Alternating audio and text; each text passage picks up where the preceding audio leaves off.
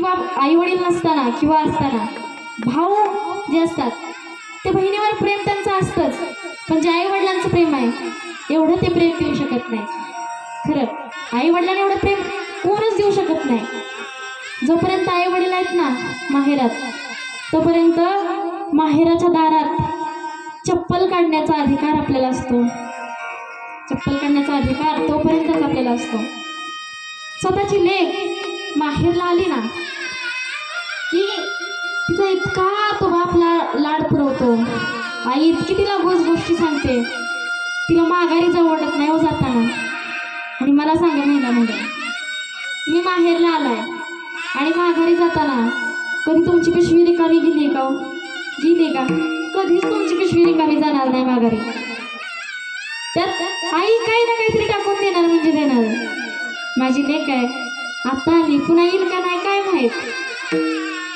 किती म्हणजे फार प्रेम असतं आई वडिलांचं आपल्यावर. कधीच ती पिशवी माहेरहून सासरला जाताना रिकामी जात नाही. फुल नाही, फुलाची पाकळी म्हणून तरी त्या आई वडील काहीतरी आपल्या पिशवीत टाकून देत असतात. फार म्हणजे निस्वार्थ प्रेम करणारे हे दोनच दैवत या जगामध्ये. किती यातना सहन करावे लागले असतील हो त्यांना, किती काबाड कष्ट करावे लागले असतील, पण कधी कोणाला सांगत नाही. हे त्यांचं प्रेम आहे हो.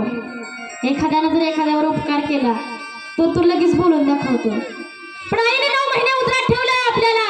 कधी तिनं बोलून दाखवले कधी बोलून?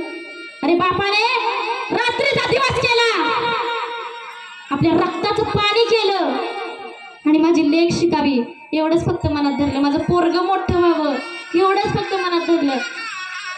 अरे कधी त्या बापाकडे तरी तुम्ही वळून बघितलंय का? कधी त्या आईला विचारलंय का? आई किती ग तुला यातना सहन कराव्या लागतायत? जेव्हा ती आई जेवण बनवेल ना तेव्हाच आपण सुखानं खातो. जेव्हा आईचा काही पोट भरलेलं नसू द्या, पण आईच्या हातचा एक घास जरी खात गेला ना तरी पोट भरल्यासारखं वाटतं. हे प्रेम आहे आईच्या हातात, ते प्रेम आहे माझ्या बापाच्या कष्टात. निस्वार्थ प्रेम करणारे हे दोनच व्यक्ती फार फार काबाड कष्ट करतात. अरे तुम्हाला कितीही आई विकत घेता येतील, पण जन्मदाती आई तुम्हाला विकत घेता येणार नाही. आपल्यावर निस्वार्थ प्रेम करणारी आई तुम्हाला विकत घेता येणार नाही. अरे बाप किती विकत घेता येतील, पण आपल्यासाठी कष्टाचं एवढं कष्ट करणारे, रक्ताचं पाणी करणारे आई वडील आपल्याला विकत मिळणार नाहीत.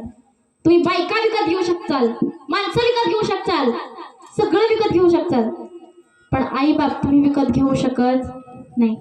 अजिबात तुम्ही आई बापाला विकत घेऊ शकत नाही. अरे डोंगराआड गेलेला सूर्य पुन्हा उगवू शकतो हे आपल्यालाही माहिती आहे, पण मातीआड गेलेले आई वडील पुन्हा आपल्या आयुष्यात येऊ शकत नाही. त्यामुळे ते जोपर्यंत आहेत ना तोपर्यंत त्यांची काळजी घ्या. जोपर्यंत आहेत तोपर्यंत त्यांना जपा.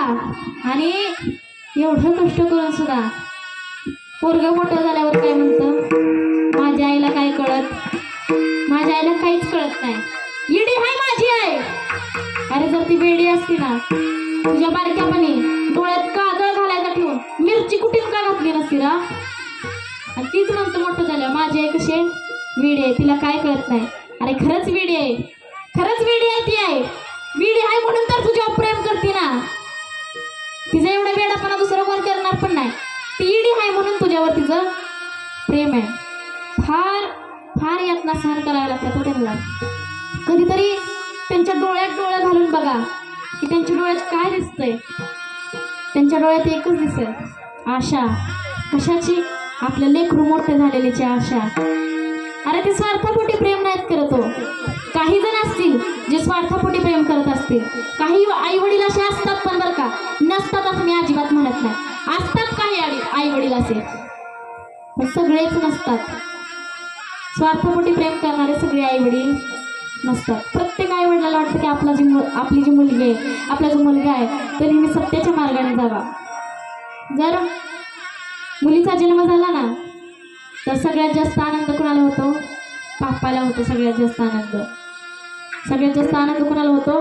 बापाला. तिथे एक जन्माला आल्यापासून तो बाप स्वतःच्या मनामध्ये विचार करत असतो, मी माझ्या ताईडीला एवढं शिकवणार, एवढं मोठं करणार, असं बनवणार की तिच्याकडं कोणी वाकडी नजर नाही टाकली पाहिजे. फार फार विचार करतो तो बाप आपल्या मनामध्ये. जर त्या बापाला एखाद्याने विचारले ना, काय हो कशी आहे तुमची लेक, काय तिच्यावर संस्कार आहेत, तर तो बाप छाती ठोकपणे सांगतं, अरे माझ्या घरामध्ये 24 तास हातात मोबाईल घेऊन बसणारी मुलगी राहत नाही, माझ्या घरामध्ये सतत TV बघणारी मुलगी राहत नाही, माझ्या घरामध्ये मोठ्यांचा अनादर करणारी मुलगी राहत नाही, माझ्या घरामध्ये राहते ज्ञानोबरायांची ज्ञानेश्वरी हातात घेऊन वाचणारी मुलगी राहते, असा तो बाप मोठ्या अभिमानाने सांगत असतो. हाय ओ बाप. पण तो बाप सुद्धा कधी कुणाला कळत नाही, ती आई सुद्धा कधी कुणाला कळत नाही. हा, त्या आई बापाच्या तोंडावरचं तुम्हाला फक्त हास्य दिसतं, पण ते हास्याचा मुखवटा काढून कधी बघा ना, त्या मुखवट्याच्या आड फक्त अश्रू असतील, जे की बाप फक्त स्वतःच्या गळ्यातील उपरण्यानंच पुसू शकतो. जर स्वतःचं दुःख कुणाला तो सांगू पण शकत नाही, कुणापुढे व्यक्त पण करू शकत नाही. हा, आईचं कसं आहे, आई आपलं दुःख सांगून मोकळी होईल, पण वडील आपलं दुःख सांगू सुद्धा शकत नाही. जेव्हा आई या जगातून निघून जाते तेव्हा त्या आईचं लेकरू काय म्हणतं, कुठे गेली माझी आई, मला करमत नाही, ए नागाई मला झोप येत नाही, जग से हारा नहीं मैं, खुद से हारा हूँ माँ, एक दिन चमकूंगा लेकिन तेरा सितारा होगा, माई रे तेरे बिना मैं तो अधूरा, जीना जीना जीना रे उड़ा गुलाल, माई तेरी चूड़ियाँ लहराए, जीना जीना जीना रे उड़ा गुलाल, माई तेरी चूड़ियाँ लहराए, रंग तेरी प्रीत का, रंग तेरी रीत का, रंग तेरी रीत का, रंग तेरी प्रीत का, रंग तेरी रीत का,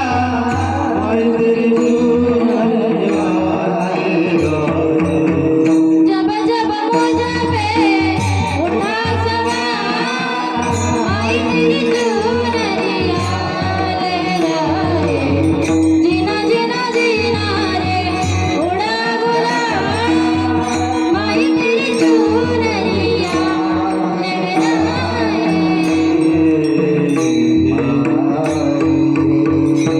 असो एकदा संप्रदायाच्या नियमाप्रमाणे ज्या संत महात्म्यांनी जगाच्या पाठीवर अगणित स्वरूपाचं कार्य केलं त्या संत महात्म्यांचं एकदा नामस्मरण करूया. ज्ञानेश्वर